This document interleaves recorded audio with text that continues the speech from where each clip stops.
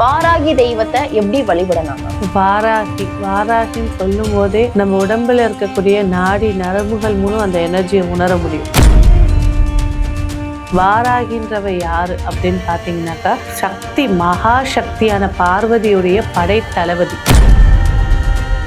விவசாயத்துக்கு மிகுந்த உகந்த தெய்வம் அப்படிங்கிறது வாராகி தான்.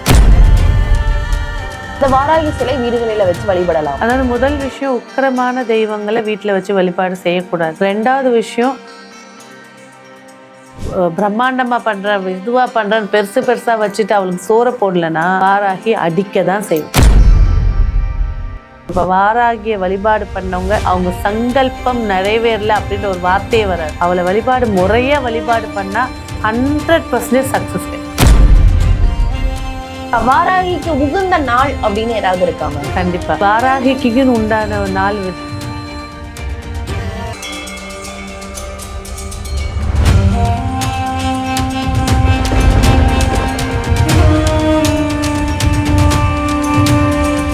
இப்போ நம்ம ஒவ்வொரு தெய்வங்களை பற்றியும் இதற்கு முன்பு நம்ம நிறைய தெய்வங்கள் எப்படி வழிபடணும் அப்படின்னு பார்த்துருக்கோம். அந்த வகையில் வாராகி தெய்வம் இப்போ நிறைய பேர் ரொம்ப இன்ட்ரெஸ்ட் எடுத்து இந்த சாமி கிட்ட போய் வேணா நம்ம நினைச்ச காரியம் சக்ஸஸ்ஃபுல் ஆகுது அப்படின்லாம் சொல்றாங்களே, வாராகி தெய்வத்தை எப்படி வழிபடலாம்? முதல்ல வாராகின்னு சொல்லும் போதே நம்ம உடம்புல இருக்கக்கூடிய நாடி நரம்புகள் மூலம் அந்த எனர்ஜியை உணர முடியும். அவ்வளோ சக்தி வாய்ந்தவள்.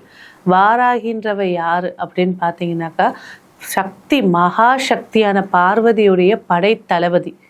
அதான் வாராகி. அதாவது ஒரு போருக்கு போறாங்க அப்படின்னா, போருக்கு அந்த கர்த்தா அரச நிக்கிறா இல்ல அம்பாலே நிக்கிறான்னா, வாராகி போனா 5 நிமிஷத்துல எல்லா வேலையுமே அந்த போரே முடிஞ்சு போயிடும். அப்பேற்பட்ட சக்தி மிகுந்தவள் வாராகி. அதே போல எல்லா தெய்வங்களுக்கும் ஒவ்வொரு ஆயுதங்கள் இருக்கும். இந்த வாராகியுடைய ஆயுதமே ஏற்கலப்பை தான். விவசாயத்துக்கு மிகுந்த உகந்த தெய்வம் அப்படிங்கிறது வாராகி தான். அதே போல அவளுக்கு பார்த்தீங்கன்னா, அவளோட சக்தி எங்க நிறைஞ்சிருக்கு? பூமிக்கு அடியில இருக்கக்கூடிய விஷயத்துலதான் அவளோட சக்திகள் நிறைய அடைஞ்சிருக்கு. அதனாலதான் அவளுக்கு நெய்வேத்தியமாகவே கிழங்கு வகைகளை வச்சு வழிபாடுகள் செய்யறோம். ஸோ வாராகி தேவியை ஒருத்தர் மனதார எடுத்து வழிபாடுகள் செய்யும் போது அவங்க வைக்கக்கூடிய சங்கல்பங்கள் சீக்கிரமா வெற்றி ஏற்படுத்தி கொடுக்கும். கண்டிப்பா மேம். இந்த வாராகி தெய்வத்தை எல்லாரும் என்ன பண்றாங்க, சிலைகளை வாங்கி வீடுகள்ல வச்சு வழிபடுறாங்க. அதாவது கோவில்கள்ல தான் நம்ம போய் வழிபடணும், சிலைகளை வீடுகள்ல வைக்க கூடாது நிறைய பேர் சொல்லியிருக்காங்க. இந்த வாராகி சிலை வீடுகளில வச்சு வழிபடலாம். அதாவது முதல் விஷயம், உக்கிரமான தெய்வங்களை வீட்டுல வச்சு வழிபாடு செய்யக்கூடாது. ரெண்டாவது விஷயம், மனித முகம் இல்லாத தெய்வங்களை வீட்டுல வச்சு வழிபாடு செய்யக்கூடாது. அதனாலதான் உக்கிர நரசிம்மரோ காளியோ வீட்டுல வச்சு பூஜை செய்ய மாட்டாங்க. பூஜை மேம் அப்படி பார்த்தோம் அப்படின்னா பிள்ளையார் விநாயகர் எல்லாம் வீடுல வச்சு வழிபடுறாங்க. சாந்தமான தெய்வம் தானே, முதற்கது கடவுளே அவள் தானே.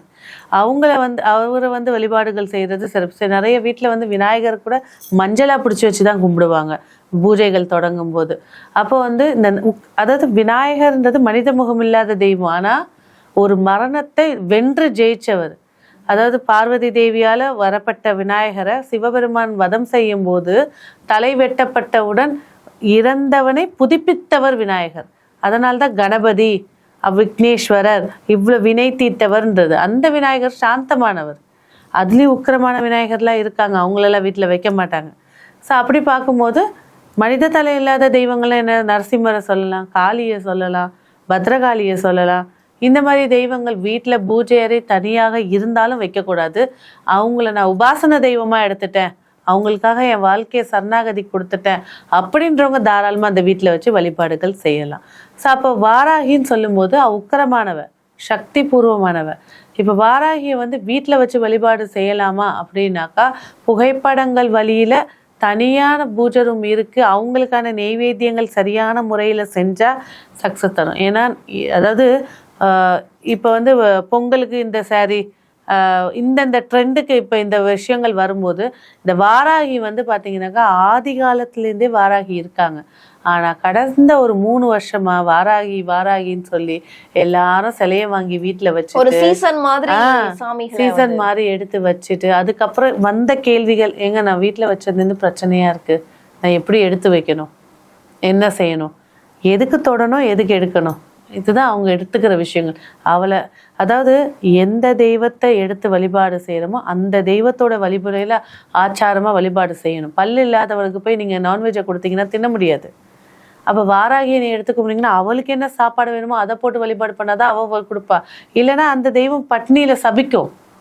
என்னை கூட்டிட்டு வந்து வச்சுட்டு இப்படி கொடுமைப்படுத்துறாங்களே சபிக்கும். அதான் அந்த தெய்வம்ன்றது இருக்கு. நீங்க எப்படி கும்பிட்றீங்களோ அப்படிதான் அந்த தெய்வமும் பலன் தரும். அதுக்கு வேற வஞ்சகமோ கோபமோ அதெல்லாம் கிடையாது. தெய்வத்தை கூட்டிட்டு ஒரு குழந்தைய வீட்டுக்குள்ள கூட்டிட்டு வந்தீங்கன்னா ஃபர்ஸ்ட் ஏதாவது இனிப்பதான் எடுத்து கொடுப்போம்னு தோணும். ஏன் அது சந்தோஷமா சிரிக்கும், ஜாலியா வாங்கிக்கும், நம்மள ரொம்ப அன்பா பார்க்கும். அதே போலதான் எந்த தெய்வத்தை வீட்டுக்குள்ள கூட்டிட்டு வரீங்களோ அந்த தெய்வத்துக்கு என்ன பிடிக்கும் அதை தான் செஞ்சு வழிபாடு செய்யணுமே தவிர எல்லா கோயிலுக்கும் போய் எல்லா ஃபோட்டோவும் வாங்கிட்டு வந்து வீட்டு ஃபுல்லாக நிரப்பி அதே போல் வந்து அத்தனை தெய்வத்துக்கும் 2 பாதாமையோ இல்லை ஒரு ஒற்றைக்கல்லையோ வைப்பாங்க. அதுவும் வெள்ளிக்கிழமை செவ்வாய்க்கிழமை வைப்பாங்க, மற்ற நாள் வைக்க மாட்டாங்க. நிறைய வீட்டில் ஆச்சாரமாக இன்னமும் டெய்லி படையல் போடுறவங்களும் இருக்காங்க. சிலரை சொல்கிறேன், கஷ்டம்னு சொல்லி வரவங்க தெய்வம் எனக்கு எதுவும் செய்யலை அப்படின்னு. தெய்வத்துக்கு நீங்கள் என்ன செஞ்சீங்க?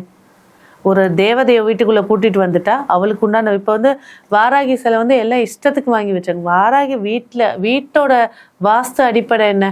குடும்ப தலைவனோட கை இதுக்கு மேலே ஒரு சிலை 1 இன்ச்சு மேலே இருக்கக்கூடாது. வாங்கி வைக்கிறீங்களா? இப்படி வைக்கும் போது நம்ம சாப்பிட்ற சாப்பாடு இதை 1 இன்ச்சு தாண்டும் போது படையல் 5 கிலோ சாதம் செஞ்சு வைக்கணும், 10 கிலோ சாதம் செஞ்சு வச்சாதான் அந்த தெய்வம் சாப்பிட்ட திருப்தியே வரும். இஷ்டத்துக்கு நான் பிரம்மாண்டமா பண்றேன் இதுவா பண்றேன்னு பெருசா வச்சுட்டு அவளுக்கு சோறை போடலன்னா வாராகி அடிக்க தான் செய்வோம். கண்டிப்பா மேம். நீங்க ஒரு உதாரணமா நீங்க காமிச்சீங்க, இதுதான் வீட்டுடைய தலைவர், இதற்கு மேல 1 இன்ச்சு கூட நம்ம வீட்டுல வைக்கக்கூடிய தெய்வங்கள் வந்து இருக்கக்கூடாது, இதற்குள்ளதான் வந்து அந்த தெய்வங்களுடைய சிலைகள் வந்து இருக்கணும். எந்த சிலையாக இருந்தாலும் அதுக்கு அதனாலதான் பாருங்க, கோபுரம் நீங்க கோவிலுக்குள்ள போனீங்கன்னா கோபுர ஹைட்டு 3 மடங்குக்கு கம்மி தான் சிலை இருக்கும். அதுக்கு 3 அது கோவிலோட சாஸ்திரம், வாஸ்து சாஸ்திரம். அது இத்தனை இதுலதான் பிரகாரம் இருக்கணும், இத்தனை அடியில தான் இருக்கணும், இறைவனை வந்து இப்படிதான் நேர்ல பார்க்கணும், இவ்வளவு அடி இருக்கணும், சாஸ்திரம். அது அந்த சாஸ்திரப்படி தான் அந்த சிலையை வைப்பாங்க. எந்த இடத்துல போனாலும் விநாயகர் இதுக்கு மேல இருக்க மாட்டார். ஆனா பிள்ளையார்பட்டியும் தனியா அவருடைய கோயில் போனீங்கன்னா பெருசா பிரம்மாண்டமா இருப்பார். ஏன்னா அவருக்குன்னு தனியா எடுக்கப்பட்ட ஒரு கோவில். அப்போ அந்த எந்த தெய்வத்தை வீட்டுக்குள்ள எடுத்துட்டு வரமோ குடும்ப தலைவனோட கையெச்சுக்கு மேல இருக்கக்கூடாது. அவன் கையத்துக்குள்ள வைக்கிறது தான் சாஸ்திரம்.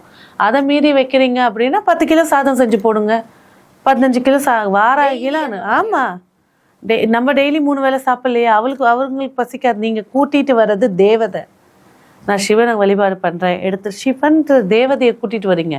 அது உயிர் இருந்தா தானே நம்மளுக்கு பலன் கொடுக்கும். அது சாப்பிட வயிறு எறிய வச்சா எப்படி நம்மளுக்கு பலன் கொடுக்கும்? சபிக்கதான் செய்யும்.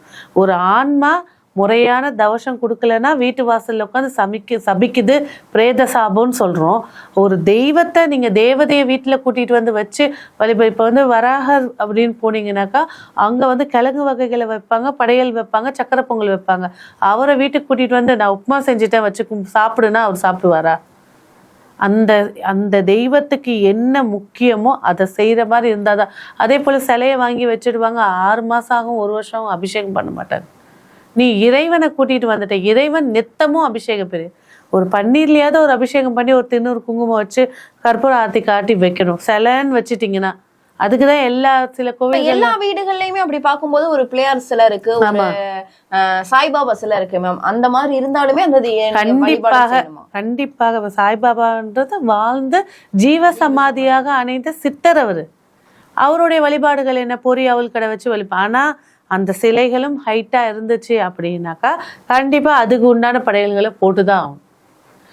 ஸோ கோவில்களில் பாருங்க, எத்தனை பேர் வந்தாலும் அந்த அபிஷேகம் முடிஞ்சான அந்த இறைவனோட அளவுக்கு ஏற்றபடி ஒரு படியில நம்மள ஒரு கைப்பிடி பிரசாதம் கொடுப்பாங்க. ஆனால் இறைவனுக்கு இவ்வளோ பெரிய பாத்திரத்தில் எடுத்துட்டு போவாங்க. ஏன்? அந்த தெய்வனோட ஆவாகனம் அவ்வளோ. அதுதான் முறை. அப்ப நீங்க வீட்டுல வைக்கும் போது உங்களை மீறி நீங்க வைக்கிறீங்கன்னா அதுக்கேற்ற சாப்பாடு போடலைன்னா அந்த கிரகம், அந்த தேவதை எந்த கிரகத்தை சுட்டி காட்டுதோ அந்த காரகத்துவங்கள் சிறப்பாக இருக்காது. கண்டிப்பா. வாராகிக்கு உகந்த நாள் அப்படின்னு ஏதாவது இருக்காம? கண்டிப்பா. வாராகிக்குன்னு உண்டான நாள் விட திதி, அவளுடைய திதி பார்த்தீங்கன்னா பஞ்சமி திதி, வளர்பிறை பஞ்சமி திதி ரொம்ப வாராகிக்கான மிகுந்த.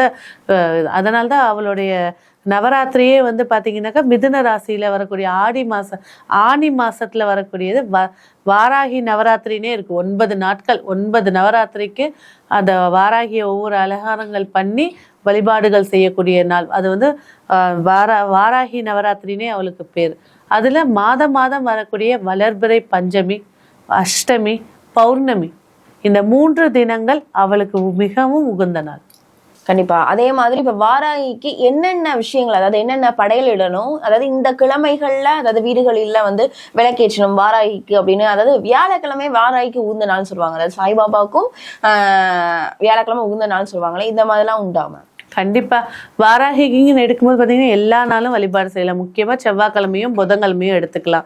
மிக சிறப்பை ஏற்படுத்தி கொடுக்கும். அவளுக்கான நெய்வேத்தியங்கள் வந்து பார்த்தீங்கன்னா மாதுளை முத்துக்கள், பழங்களில் மாதுளை முத்துக்கள் வழிபாடுகள் செய்கிறது சிறப்பை ஏற்படுத்தி கொடுக்கும். நீங்கள் வாராகியோட அபிஷேகங்கள் வந்து பார்த்தீங்கன்னா சந்தனம் போட்டு மாதுளை முத்தை பதிச்சு அபிஷேகம் செய்வாங்க, வழிபாடுகள் செய்வாங்க, சிறப்பை ஏற்படுத்தி கொடுக்கும். 2வது கல்கண்டு, கருப்பு உளுந்து கல்கண்டு போட்டு பொங்கல் ரொம்ப பிரசித்தி பெற்றது. எனக்கு அவ்வளோலாம் டைம் இல்லை, வசதி இல்லை அப்படின்னா கிழங்கு வகைகள், கிழங்க அவிச்சு ஒரு துளி தேனை ஊற்றி வச்சு வழிபாடு செஞ்சாலே அவள் வந்து சாப்பிட்டுட்டு போயிடுவாள். சகல நன்மைகளும் ஏற்படுத்தி கொடுப்பாள். வாராகிய வழிபாடு பண்ணவங்க அவங்க சங்கல்பம் நிறைவேறல அப்படின்ற ஒரு வார்த்தையே வராது. அவளை வழிபாடு முறையாக வழிபாடு பண்ணால் 100% சக்ஸஸ் கிடைக்கும். அது மாதிரி வாராகி தெய்வம் அப்படின்னாலே ஒரு உக்கிரமான தெய்வம், ஒரு கோபமான தெய்வம் சொல்றாங்களே, என்ன காரணம்? அவதான் படைத்தளபதி. படைத்தளபதி எப்படி இருப்பாங்க? கோபத்தோட உச்சத்துல அந்த ஒர்க்கோட டென்ஷன்ல இருப்பாங்க. அந்த வேலையை முடிக்கிற வரைக்கும் தன்னோட கருத்தை எங்கேயும் மாத்திக்க மாட்டாங்க. படைத்தளபதி அப்படின்னு சொன்னாலே அவங்க கம்பீரமாக நல்ல ஒரு ஸ்டேட்டஸோட, கோபத்தோட கோபம் சொல்லக்கூடாது, அதை வந்து அவங்க ஒர்க்கோட விஷயங்களை எடுத்து பண்ணக்கூடியவங்கன்னு சொல்லலாம். அவள் படைத்தளபதி தான். அவள் உச்சக்கட்ட என்ன சொல்லலாம், காளியெல்லாம் விட மிக காளி. அவ்வளோ பிரசித்தி பெற்றவ அவ. கண்டிப்பா. அதே மாதிரி வாராகியை கும்பிடும் போது நமக்கு இந்த மாதிரியான விஷயங்கள்லாம் கிடைக்கும் அப்படின்ட்டு மக்கள் சொல்றாங்க. இதை நீங்க நினைச்சு போனீங்கன்னா கிடைக்கும் அப்படிலாம், அந்த மாதிரி எல்லாம் ஏதாவது எந்த தெய்வங்களை கும்பிட்டாலும் அந்த மாதிரியான விஷயங்கள் இருக்குதா? கண்டிப்பா. இப்ப முருகரை வந்து நிறைய பேர் ஆண் வாரிசுக்கும் நிலத்தை சொத்துக்கும் கும்பிடுவாங்க. வாராகி வந்து கடன் அடைக்க, எதிரிகள் தொல்லை நீங்க, செய்வன பிரச்சனைகள் நீங்க, வசதி வாய்ப்போட வாழ. தளபதினாக்கா என்னங்க பாதுகாப்பு, எந்த இடத்துலயும் ஒரு பாதுகாப்பு கவசத்தோட வாழ. அதனாலதான் எல்லா சிவ ஆலயங்களையும் சப்த கன்னிகள், சப்த மாதாக்கள்ல ஒருத்தி வாராகி. இப்ப அவளை தனியா எடுத்து வச்சு வழிபாடு செஞ்சுட்டு இருக்காங்க. அதான் அதோட விசேஷங்க. ஏன்னா இப்ப பெரிய கோவில்கள்ல எல்லாம் பார்த்தா எல்லா தெய்வங்களுமே இருக்கும், ஆனா வாராகி சிலை அப்படின்ற ஒரு அதான் சப்த கன்னிகள்ல இருப்பாங்க, சப்த மாதாக்கள்ல இருப்பாங்க. போனீங்கன்னா அங்க இருப்பாங்க. சிவ ஆலயம், முருகர் ஆலயம் போறீங்க, அம்பாலோட ஆலயம் போறீங்கன்னாக்கா உள்ளுக்குள்ள சப்த மாதாக்கள் இருப்பாங்க. பெருமாள் கோவில் போறீங்க, ஆஞ்சநேயர் கோவில், சப்த கன்னிகள் இருப்பாங்க. அவ்வளவு. அதுல வாராகி இருப்பா. 7ல ஒருத்தி தான் அவ. கண்டிப்பா. இந்த வாராகி தெய்வத்திற்குன்னு ஏதாவது பிரசித்தி பெற்ற ஒரு கோவில் இருக்கா மேம்? எங்க அங்க போய் வழிபட்டா நன்மைகள் பயக்கும் அப்படின்னா என்ன கோவில்? மிகப்பெரிய ஒரு ஸ்தலம். ராஜராஜ சோழன் கட்டிய அந்த பிரகதீஸ்வரர் கோவில்ல அங்க போனீங்கன்னா அதுதான் ஆதி வாராகி. அந்த கோவில் கட்டி எத்தனை வருஷம் ஆச்சு? இந்த 1000 வருஷத்துக்கு மேல ஆயிடுத்து. 1000 வருஷத்துக்கு மேலேயே அங்க இருந்த கோவில் அதுதான். அதை தான் ராஜராஜ சோழன் எந்த போருக்கு போனாலும் எல்லா விஷயத்துக்கும் அவங்கள வழிபாடு பண்ணிட்டு தான் போவாங்க. அவங்களுடைய குலதெய்வத்தோட காவல் தெய்வம் அது வாராகி. அந்த கோவில் அந்த இடத்துல உருவாகத்துக்கு முன்னாடியே அந்த தெய்வம் இருந்தது. அதனால்தான் மிக பிரசித்தியான வாராகிக்கு நீங்க கோயில் போனோம்னா தஞ்சாவூர் பெரிய கோயில், அங்கே போய் வழிபாடு பண்ணுறது சிறப்புகள். நான் வருஷம் ஃபுல்லாக கும்பிட்றதுக்கு பஞ்சமி திதி அன்னைக்கு, வசந்த நவராத்திரி அன்னைக்கு அங்கே போய் நின்று கும்பிடும்போது உங்களுக்கு சங்கல்பங்கள் வெற்றியை ஏற்படுத்தி கொடுக்கும். அங்கே மெயினாக குங்கும அர்ச்சனை பண்ணுறாங்க, நல்லெண்ணெய் தீபங்கள் ஏற்றி வழிபாடுகள் செய்கிறாங்க. அந்த வாராகி ரொம்ப பிரசித்தி பெற்றவர். ஹீலிங்கில் இருக்கக்கூடியவங்க, உபாசனையில் இருக்க போய் நின்னா அந்த வாராகியோட சப்தம் கூட நம்மளுக்கு கேட்கும். ஒரு சிலர் வந்து சொல்றாங்க உத்தரகோசம் மங்கை அப்படின்னு ஒரு கோவில் இருக்கு, அங்க போய் வாராகிக்கு உண்டான விஷயங்கள் பண்ணா நல்லதுன்னு சொல்றாங்க. ஆமா, வாராகி சிவனுடைய ஆலயங்கள் எல்லா ஆலயத்திலயுமே சப்த மாதாக்கள் இருப்பாங்க. அதுல சிவனே வந்து நின்ன ஸ்தலம், வாழ்ந்த ஸ்தலம் அப்படிங்கிறது உத்தரகோச மங்கை. அந்த கோவிலுக்குள்ள வந்து பாத்தீங்கன்னா வாராகி இருக்காங்க, சப்த மாதாக்கள்ல ஒருத்தியா இருக்கா. அங்க போய் வழிபாடுகளும் செய்யலாம். அதுவும் ஆதி வாராகி தான். நீங்க பழமையான கோயில் இந்தியாவிலே ஃபர்ஸ்ட் எடுக்கணும் அப்படின்னா உத்தரகோச மங்கை தான். அதுக்கும் பழமையானதுதான் தஞ்சையில இருக்கக்கூடிய பெரிய கோயில்ல இருக்கக்கூடிய வாராகி. இதெல்லாம் ஈக்குவல், இதுக்கெல்லாம் காலங்களே சொல்ல முடியாது. அதாவது வாராகிக்குன்னு தனியா ஏதாவது கோவில் இருக்கா? அதான் அந்த தஞ்சை பெரிய கோவில்ல தான் அவளுக்குன்னு தனியா கோவில். இப்ப நிறைய இடத்துல ஓபன் பண்ணிட்டாங்க. ஒரு 10 வருஷம் 50 வருஷம் 100 வருஷத்துக்குள்ள இருக்க கோவில்கள் இருக்கு. ஆனா நீங்க 1000 வருஷம் யுகங்கள் கடந்த வருஷம் பார்க்கணும்னா தஞ்சை பெரிய கோயில், உத்தரகோசமங்கை ராமேஸ்வரம் போலாம். அங்க ராமேஸ்வரத்துல உத்தரகோசமங்கைக்கு பக்கத்துலயே ஒரு ஆதிவாராகி இருக்காங்க. அங்கதான் வந்து அம்மி எல்லாம் குலவிக்கல் எல்லாம் வச்சுப்பாங்க. நம்ம கையால அரைச்சு அந்த மஞ்சளை போய் உள்ள கொடுத்தாதான் அவளுக்கு சாத்திட்டு நம்மளுக்கு கொடுப்பாங்க. ரொம்ப ரொம்ப ரொம்ப ரொம்ப பவர்ஃபுல்லான இடம். அந்த இடத்துல போறதுக்கே பாக்கியம் வேணும். அப்பேற்பட்ட ஸ்தலம் அது. கண்டிப்பா வாராகி தெய்வத்தை எப்படி வழிபடணும், அவர்களை வழிபடுறதுனால நமக்கு கிடைக்கக்கூடிய நன்மைகளை பத்தி எங்களோட தெளிவாக விளக்கியமைக்கு நன்றி. நன்றி.